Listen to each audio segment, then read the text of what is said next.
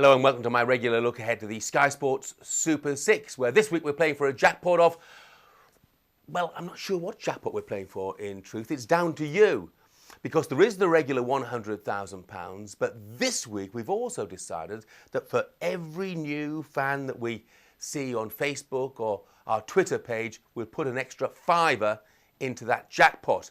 And at the moment, it stands at £134,560. Of course, that may not be it. That's over the last 5 days. You've got 24 hours, maybe a little bit less than that, to contribute further. We'll continue putting the fivers in for everybody who visits the Twitter or Facebook site. Simply search for Soccer Saturday Super 6. Now, don't forget to tell your friends as well, because they can increase that jackpot. Now, the games this week, 6 as usual, 5 of them from the Premier League. I'll just run through them for you. Arsenal against West Bromwich Albion at the Emirates. Aston Villa against Norwich City at Villa Park. Blackburn Rovers against Chelsea. Liverpool against Swansea. Manchester United against Sunderland. And one from the Championship, it's Coventry City against the current league leaders, Southampton. In a moment, my views on what might happen at the Emirates this weekend when Arsenal meet West Bromwich Albion. But I've called in a bit of advice this weekend. Let's get the views on that one of Dave Bassett. Arsenal v West Bromwich Albion at the weekend. I'm of the opinion that Arsenal will continue their good run and pick up in form, and I believe they're more than capable of winning this game, and I'm suggesting that the score is likely to be 2-0. West Bromwich Albion are a tough nut to crack. They've got a good defensive structure. Roy Hodgson is a defensive coach that likes to play on the counter-attack, and they're always dangerous, but I can't see where the goals are necessarily going to come from West Bromwich Albion, particularly with Shane Long being injured, who I think was a very good signing. I don't think that from Arsenal's point of view that West Brom will provide the opposition that will be difficult to beat, because I think Arsenal have now got a certain amount of confidence back amongst them. Although defensively they still got their problems, that's obvious for people to see, but with the attacking formation and the people that they've got available now back after injury, I feel that Arsenal will get the goal and they're likely to extend that. They may have to have an odd dodgy moment, and it will be interesting to see whether they can keep that shutout, but I believe on this occasion they will achieve that. Thanks, Dave, and I have to say I agree with you absolutely. I've gone for the same scoreline myself. In fact, Arsenal 2, West Bromwich Albion 0. Robin van Persie, 27 Premier League goals in 25 Premier League games. What a record that is. Rested in midweek for Arsenal's Champions League game, but he'll start against West Brom, I'm sure of that. That's the bad news for Baggies, really. It wouldn't be any surprise at all if he helps himself to another goal or two. Now, what about events at Villa Park, where Premier League new boys Norwich are the visitors? Norwich, slightly concerningly, have not kept a clean sheet in any game in all competitions this season. But they played well at Liverpool a couple of weeks ago. 1 defeat in 6 games for them now.